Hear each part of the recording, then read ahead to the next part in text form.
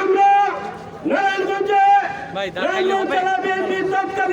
সভাপতি আলহাজ মোহাম্মদ গিয়াসউদ্দিন সাহেবের নেতৃত্বে আমরা সকলেই নারায়ণগঞ্জে চিটাঙ্গুর থেকে সাইনবোর্ড হয়ে যাত্রাবাড়ি পর্যন্ত আমরা অবস্থান নিয়েছিলাম। আপনারা অনেকেই আছেন, অনেকেই আহত হয়েছেন। আজকে আমাদের আনন্দের দিন, কিন্তু এই আনন্দ আমাদেরকে ধরে রাখতে হবে। আবার ষড়যন্ত্র হচ্ছে জাতীয়তাবাদী শক্তিকে পরাজিত করার জন্য। আপনারা নারায়ণগঞ্জে যার নেতৃত্বে আমরা ঐক্যবদ্ধভাবে রাজপথে ছিলাম, সে আমাদের মধ্যমণি আলহাজ মোহাম্মদ গিয়াসউদ্দিন সাহেবের নেতৃত্বে। 17 বছর আলহাজ মোহাম্মদ গিয়াসউদ্দিনের নেতৃত্বে এই নারায়ণগঞ্জের নেতৃত্ব দিয়েছেন আলহাজ মোহাম্মদ গিয়াসউদ্দিন। নেতৃত্বে আমরা রাজপথে ছিলাম। আমরা এই ডিসেম্বর পর্যন্ত আমরা ওনার নেতৃত্বে আমরা এখানে ছিলাম, আমরা থাকবো এবং ভবিষ্যতে যে কোনো আন্দোলন সংগ্রামে গিয়াসউদ্দিন ভাই যে নির্দেশ দিবেন, তারেক রহমান সাহেব যে নির্দেশ দিবেন, উনার নির্দেশ মোতাবেক আমরা নারায়ণগঞ্জে রাজনীতি করবো ইনশাআল্লাহ। যদি আমরা অর্থই না বুঝি, এই রিলিফ কিন্তু কোনো আমাদের ফল নিয়ে আসবে না।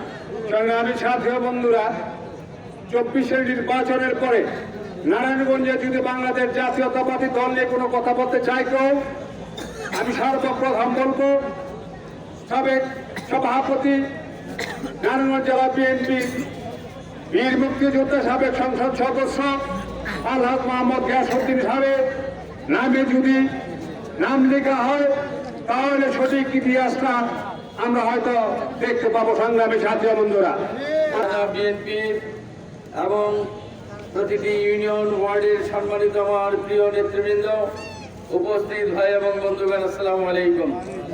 সকল প্রশংসা মহান আল্লাহ তাআলার জন্য। আজকে 5ই আগস্ট 2025, আজকের এই দিনে আমরা বিজয় মিছিল করছি, আনন্দে উজ্জ্বলিত হয়ে আজকে আমরা রাজপথ প্রকম্পিত করছি। আজকের এই দিনে নিশ্চয়ই আমাদের সেদিনের কথা মনে পড়ে। 2024 সালে স্বৈরাচারী ফ্যাসিস্ট শেখ হাসিনার পতনের আন্দোলনে যখন বাংলাদেশের ছাত্র জনতা আমরা রাজপথ প্রকম্পিত করছিলাম, তখন ফ্যাসিস্ট শেখ হাসিনা কি করে আমাদের নিরস্ত্র মানুষের উপর গুলি চালিয়েছে, কি করে মা বোনের উপর গুলি চালিয়েছে, শিশু বাচ্চার উপর গুলি চালিয়েছে, গণহত্যা করে মানুষকে সেদিন কিভাবে নির্যাতন করেছে, সেগুলো আজকে আমাদের চোখে এবং হৃদয়ে ভেসে ওঠে। আজকে মনে পড়ে যারা এই আন্দোলন সফল করার জন্য তাদের বুকের তাদের রক্ত দিয়ে গেছে, রাজপথ রঞ্জিত করেছে।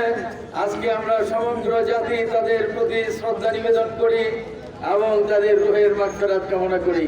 স্বৈরাচারী ফ্যাসিস্ট হাসিনার কারণে নিরস্ত্র মানুষের উপর গুলি করেছে, যেমনি ভাবে পুলিশ, বিজেপি, র্যাব সহ অন্যান্য সংস্থার কর্মকর্তা কর্মচারীরা এবং শেখ হাসিনার সন্ত্রাস বাহিনী, অস্ত্রবাদ বাহিনী, বিশেষ করে নারায়ণগঞ্জে গডফাদার শামীম ওসমানের সশস্ত্র বাহিনী, ক্যাডার বাহিনী কিভাবে সেদিন নিরস্ত্র মানুষের উপর ঝাঁপিয়ে পড়েছিল নিশ্চয়ই আজকে আপনাদের মনে আছে। চূড়ান্ত আন্দোলন যখন আমরা করি তখন আমি নারায়ণগঞ্জ জেলা বিএনপির সভাপতি হিসাবে আপনাদের নিয়ে রাজপথে ছিলাম। যত মামলা, হামলা, হত্যা, খুন, যত হুমকি ধমকি এসেছে সেই দিন আপনারা কেউ তাকে ভয় না করে সেগুলো উপেক্ষা করে আমার আহ্বানে সাড়া দিয়ে আপনারা আন্দোলন সংগ্রামে রাজপথে ছিলেন।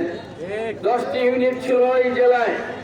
নারায়ণগঞ্জের জেলার মধ্যে 5টি থানা, 5টি পৌরসভা নিয়ে গঠিত জেলা বিএনপি। এই 10টি ইউনিটের সকল নেতা কর্মী সেদিন আমার ডাকে আমার সাথে আন্দোলনে অংশগ্রহণ করেছে। এক অনন্য ঐক্য সেদিন আমরা গড়ে তুলেছিলাম এই নারায়ণগঞ্জের বুকে। স্বৈরাচারী ফ্যাসিস্ট শেখ হাসিনার বিরুদ্ধে আন্দোলন করতে গিয়ে আমরা একাকার হয়ে গিয়েছিলাম। সেই দিন ছাত্র জনতার আন্দোলন আর আমাদের নেতা তারেক রহমানের দিক নির্দেশনায় আমরা 16 বছর ফ্যাসিস্ট শেখ হাসিনার বিরুদ্ধে আন্দোলন করেছি। সেই আন্দোলন একাকার হয়ে গিয়েছিল এবং 5ই আগস্ট সর্বশেষ ছাত্র জনতার রাজপথ দখল করে নেওয়ার মধ্য দিয়ে যে অভ্যুত্থান ঘটেছিল সেই অভ্যুত্থানে স্বৈরাচার শেখ হাসিনা সেদিন পালিয়ে যেতে বাধ্য হয়েছে। এই দিনটি তাই আজকে সারা বাংলাদেশের মানুষ আনন্দ উল্লাসের সাথে আজকে উদযাপন করছে। রাজপথ আজ বিজয় র্যালিতে মুখরিত। আজকে এত আনন্দ কেন সে কথাটা আপনাদেরকে একটু বলতে চাই। যদি স্বৈরশাসক আজকে ক্ষমতায় থাকতো আমাদের অনেকে আজকে ফাঁসির কাটাতে ঝুলতে হতো, অনেকে আজকে আমরা জেলখানায় থাকতাম, আমাদের পরিবার পরিজনের কোনো দিশা খুঁজে পাওয়া যেত না। আল্লাহ রসুল অনুগ্রহ এবং দয়ায় হঠাৎ করে 5ই আগস্ট আল্লাহ এই স্বৈরাচারী শেখ হাসিনার পতন ঘটিয়েছিল। আজকে তাই সেই দিন মনে করে একদিকে যেমন ব্যথা, আমাদের ভাই বোনেরা বুকের তাজা রক্ত দিয়েছে সেই জন্য ব্যথা, আর একদিকে আনন্দ যে স্বৈরাচারের পতন বাংলাদেশের মানুষ আমরা ঘটাতে পেরেছিলাম। 1971 সালে মহান মুক্তিযুদ্ধের সময় আমি মুক্তিযোদ্ধা কমান্ডার হিসাবে নেতৃত্ব দিয়েছি এলাকায়। দেশকে স্বাধীন করেছি অনেক রক্তের বিনিময়ে, ত্যাগের বিনিময়ে। আমাদের লক্ষ্য উদ্দেশ্য ছিল একটা গণতান্ত্রিক বাংলাদেশ প্রতিষ্ঠা করব, যেখানে ন্যায় বিচার থাকবে, সুশাসন থাকবে, মানুষের মধ্যে কোনো বৈষম্য থাকবে না, যেখানে অর্থনৈতিকভাবে দেশ এগিয়ে যাবে, মানুষ সুখ শান্তিতে বসবাস করবে। 53 বছর